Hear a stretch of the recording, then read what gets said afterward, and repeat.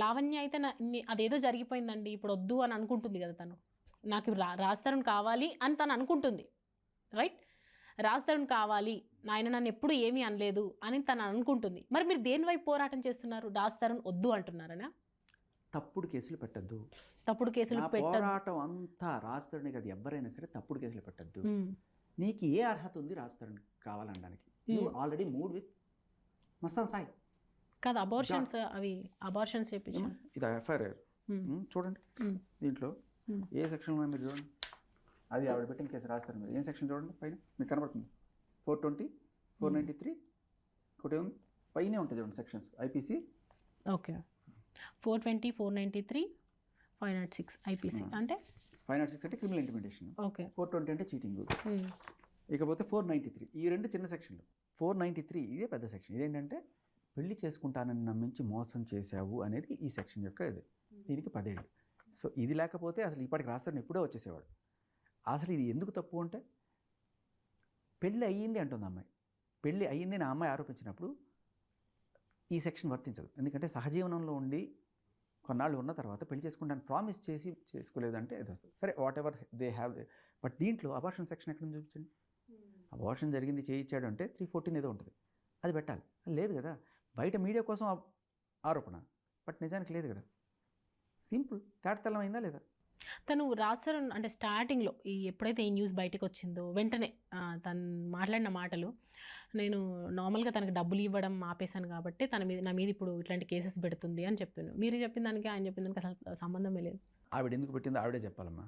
But పెట్టింది తప్పు, అది తీసేయమంటున్నాను నేను. ఆవిడ ఎందుకు పెట్టింది అనేది దానికి నా ఇది చెప్పనా, నా పాయింట్ ఆఫ్ వ్యూ చెప్పనా.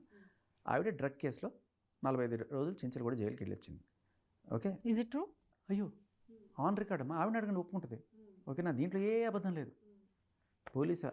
పోలీసులకి ఆవిడ ఇచ్చిన కన్ఫెషన్ ప్రకారం, నా సొంత ఊహాగానాలు కాదు, ఇది పోలీస్ రికార్డ్స్ నుంచి నేను తీసుకున్నది. పోలీస్ కన్ఫెషన్స్ ప్రకారం, వాళ్ళ కన్ఫెషన్ కాదు, పోలీసుల దగ్గర ఈవిడిచ్చిన కన్ఫెషన్ ప్రకారం ఆవిడ ఏం చెప్పిందంటే, నేను డ్రగ్స్ అమ్మడం వల్ల పోలీసులు పట్టుకున్నారు, మెత్ 4 గ్రాములు దొరికింది, అది సీజ్ చేశారు, ఇదంతా చేసి ఫైనల్గా కోర్టుకు ప్రొడ్యూస్ చేస్తే కోర్టు దీంట్లో విషయం ఉందని చెప్పి ఆవిడని రిమాండ్కి పంపించింది. రిమాండ్ అంటే ఏంటి, ట్రయల్ ఇంకా జరగల, బట్ దీంట్లో సబ్స్టెన్స్ ఉంది, విషయం ఉంది అని చెప్పి ఆవిడని పంపించింది. పంపించిన తర్వాత ఆవిడ ఏం చేస్తారు, జనరల్గా బెయిల్కి అప్లై చేసుకుంటారు. 15 రోజులకు ఒకసారి అప్లై చేసుకోవచ్చు. రాలా, ఫస్ట్ టైం బెయిల్కి అప్లై చేస్తారు, అంటే అంత స్ట్రాంగ్గా ఉంది కేసు. రెండోసారి అప్లై చేశారు, రాలా. మూడోసారి ఇస్తే ఇచ్చారు. అందులోనూ ఒక అమ్మాయికి కొంచెం తొందరగానే రావచ్చు జనరల్గా, ఏదైనా ఉంటే నాకు తెలియదు, బట్ న్యాయం అందరికీ సమానమే కాబట్టి ఏమైనా అయి ఉండొచ్చు. బట్ 45 రోజులు రాలా, తర్వాత బయటకు వచ్చింది. బయటకు వచ్చిందంటే నిర్దోషిగా కాదమ్మా, ఇంకా ముద్దయ్యాయి ఆవిడ. ఇప్పుడు ఒక 1-2 నెలల్లో మళ్ళీ ఆ కేసుకి హాజరవ్వాలి. అది చాలా స్ట్రాంగ్ సెక్షన్. ఓకే, ఎన్డీపీఎస్ అంటే నార్కో యాక్ట్ ప్రకారం 22B అనేది 10 ఏళ్ళు జైలు శిక్ష.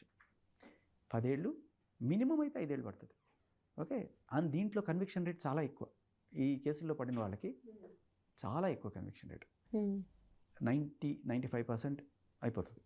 కానీ దీని నుంచి బయటపడాలి, అసలు అదే కదా పెద్ద సమస్య. ఇవన్నీ చిల్లర సమస్యలమ్మా.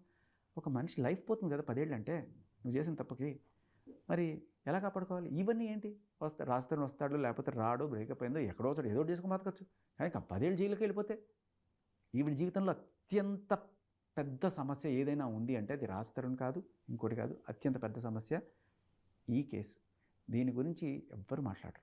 మనకందరికీ అక్రమ సంబంధాల మీద మన ఇంట్రెస్ట్ మాదక ద్రవ్యాలని నిరోధించడంలో లేదు. వీటి గురించి మనం డిస్కస్ చేయం.